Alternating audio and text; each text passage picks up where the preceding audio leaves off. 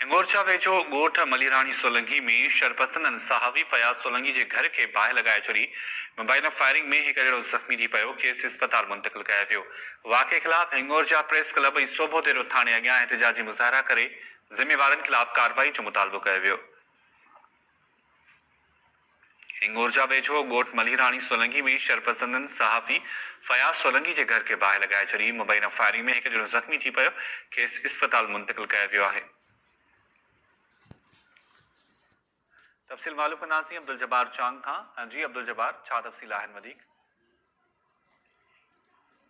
तव्हांखे ॿुधाईंदो हलां त हिंगोरछा भरिसां सोभोदर थाणे जे हद में ज़मीन जी मालिकी तां सोलंकी बिरादरी जे ॿिनि धुरियुनि में झेड़ो थी थियो।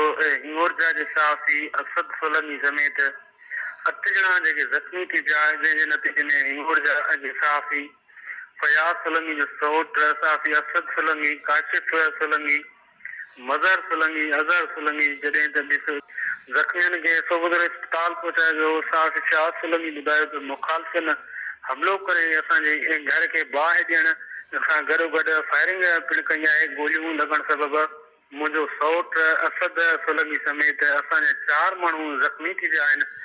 होॾां जॾहिं त सहाफ़ी असद सोलंकी जे ज़ख़्मी थियण ऐं सहाफ़ी फयाज़ सोलंकी जे घर ते थियल हमले वारे वाक़े जे ख़िलाफ़ सहाफ़ी इताद ख़ैरपुर परान हिंगोरछा ऐं सोभोदर जे सहाफ़ियुनि ज़ाहिद समझो, शबीर जाफ़री, शमन लाजपर, हाकिम शतो, सिकंदर तुनियो, सजाद अली सोलंकी ऐं ॿिनि जी अॻुवाणी में एहतिजाजी मुज़ाहिरा कया विया। जॾहिं त एहतिजाज कंदड़ सहाफ़ियुनि चयो त सहाफ़ी फयाज़ सोलंकी जे घर ते हमलो करे लोड़े खे बाहि ॾिनी वई आहे। जॾहिं त हमलेआवरनि फायरिंग करे सहाफ़ी असद सोलंकी समेत 4 माण्हुनि खे ज़ख़्मी करण जवाबदारनि खे फौरी तौर ते गिरफ़्तार कयो वञे। ॿी सूरत में सख़्त एहतिजाज कयो वेंदो। जॾहिं त फयाज़ सोलंकी जे भाउ एडवोकेट इश्तियाक सोलंकी जी फरियाद ते 8 ॼणनि मथां सोभोदर थाणे ते केस पिणु दाख़िल कयो वियो आहे। जॾहिं त सहाफ़ियुनि में काओ पिणु पकड़ियल आहे। उन्हनि जो चवणु आहे त जेसीं ताईं उहे जवाबदार गिरफ़्तार न थींदा तेसि ताईं असांजो सख़्त एहतिजाज जी तहरीक हलाई वेंदी। जी ठीकु आहे, वरी महिरबानी अब्दुल जब्बार चांग अपडेट